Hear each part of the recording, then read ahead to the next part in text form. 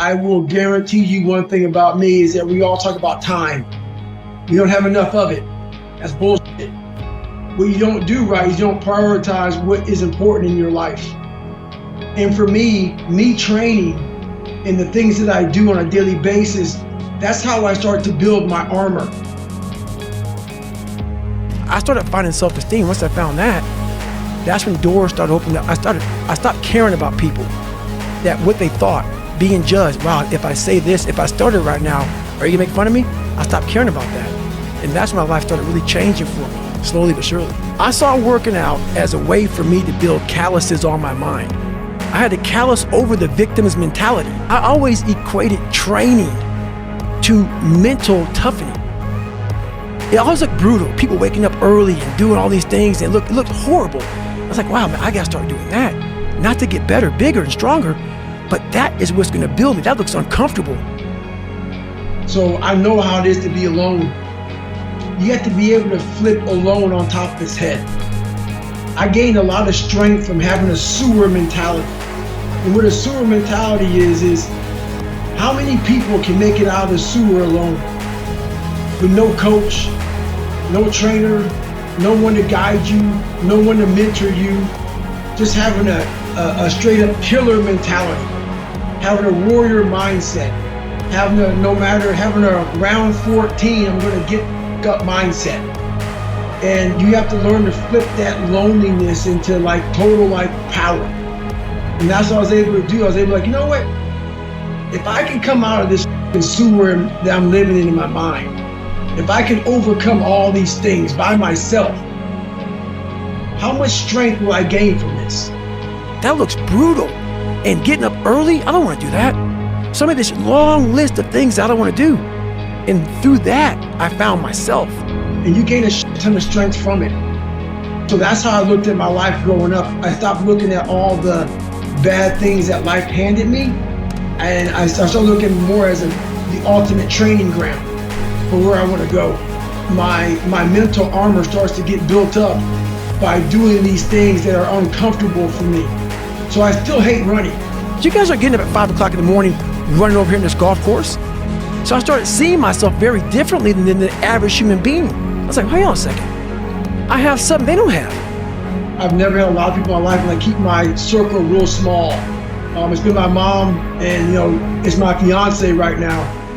And the more people you have in your life, the noisier your life gets, the more distractions you get in your life, the more shit you start to hear. Growth comes from a very quiet place in your mind. And when you can organize it, you have to organize your mind. And when you have so much noise and distraction, there's no organization in that. So I believe in keeping my circle real small, and those people know what they get from me. And I know what I get from them, and it keeps me going forward, never stagnant. And that's when I started to develop these things through working out.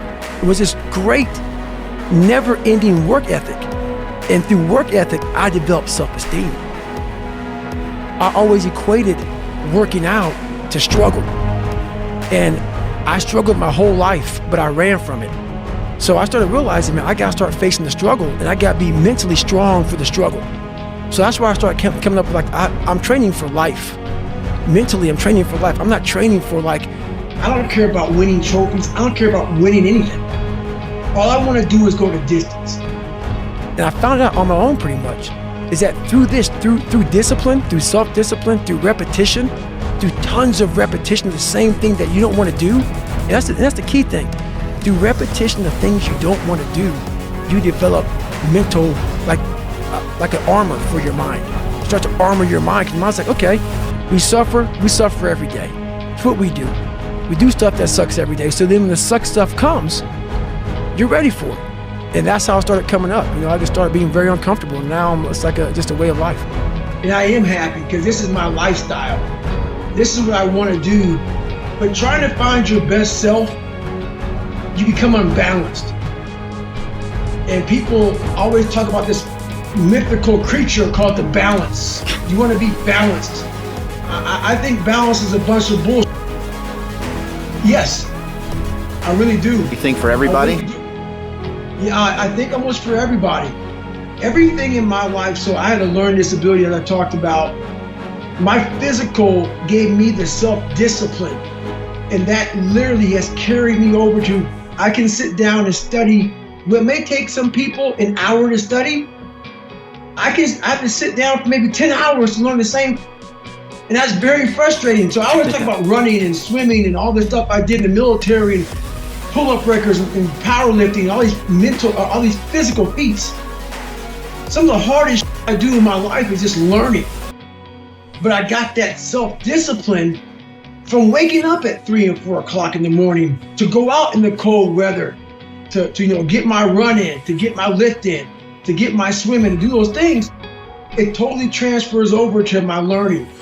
It's that self-discipline you gain from feeling good about yourself by overcoming yourself on the physical aspect of life. But I was like, because I kind of was preparing myself for the next part of my journey. I don't like to lay in my too long. I give myself a couple of minutes to, okay, we got man, we got to get back. Like, what's next?